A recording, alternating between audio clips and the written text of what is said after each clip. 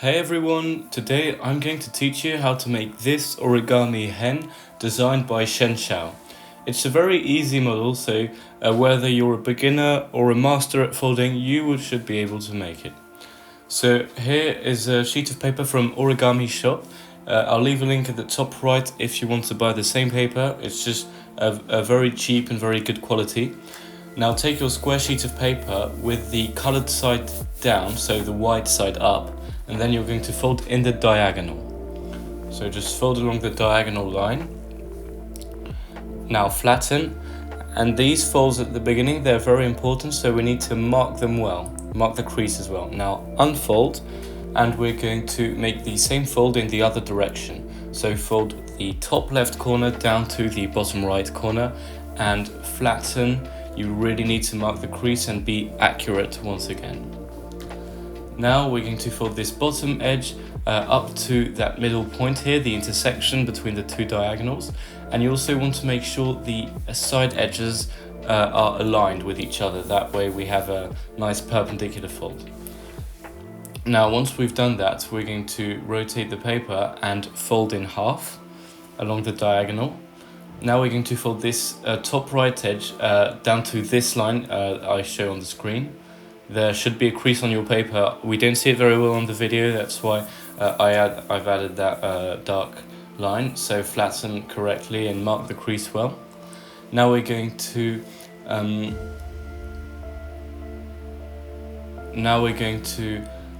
fold this point and we're going to make a crease while aligning the edges at the bottom left, as you can see. So that's the reference. You need to make a crease that goes along the point I circled in blue, and while keeping the edges aligned, the bottom left edges. Now open up, and we've got all our references. We can start collapsing, so turn the paper over. You should have the colored side up now. And we're going to try to fold in half along the diagonal, but not in the middle. In the middle, we're going to mark mountain folds along the lines I'm showing here. So here, mountain folds. Yeah, you need to pinch the paper. Now once we have that, we also want to do the diagonal that goes from top to bottom, and we want to squeeze these two points together, and we're going to basically pinch the paper closed. Now once we have that, we want to take the two side flaps and bring them to the front, just like this, and flatten everything. So now we've got our hen base ready, we can start going into a bit more detail. Now we're going to take the wing and fold it back behind. As you can see, just a simple valley fold. Now we're going to fold this corner back so that the wing is a bit has a bit more of a round shape. Now let's turn the paper over, and we're going to repeat the same step. So take the top right tip and fold it back to the left while aligning the edges to fold the second wing. Now we're going to hide the tip behind with a mountain fold, as we have just done. So that's the wing sorted. Now we're going to fold this edge. We're going to fold it down to the point here, you can see. So the point is basically the far point from the wings. Now have a look at this step, because you need to get the right reference. So now once we've got that, we're going to take the tip and fold it back to the front. Now that way we have the neck and the beak sorted out. Now we're going to unfold the reference. We've got the reference, and now we're going to open up and do some reverse folds.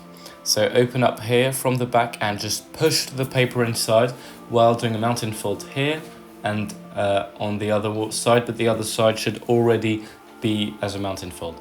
Now while closing that layer of paper, we're going to keep the top section raised with our fingers behind. As you can see, we're just closing everything while maintaining the top section of paper upwards. Now flatten everything, and we are going to fold the beak behind with a mounting fold, and then back to the front. So that's basically just doing a small crimp. Now once we've got that crimp, we're going to open the paper up, and same thing, just reverse fold. So we're going to open up and fold everything back through the inside, and then everything back out to the outside. And that way we have the beak that is separated from the head.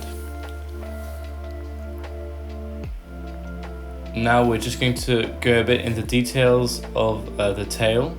So just take that flap here, and we're going to make a fold that goes downwards. There's no real reference, it's just a fold that you do to taste really. Try and do something similar to what I'm doing, but there's no right or wrong place to do it. So now you have to crimp it back up. So we're basically just shaping the tail to make it a bit more interesting. Now we can open up the legs to make the hen stand still.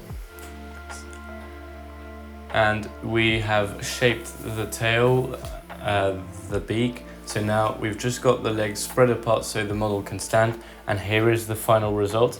Now I'm going to leave it here, but you should be able to make it stand up. The problem if I make it stand up here is you won't see anything because of the placement of the camera. Thank you for watching. I'll see you in the next one. Peace.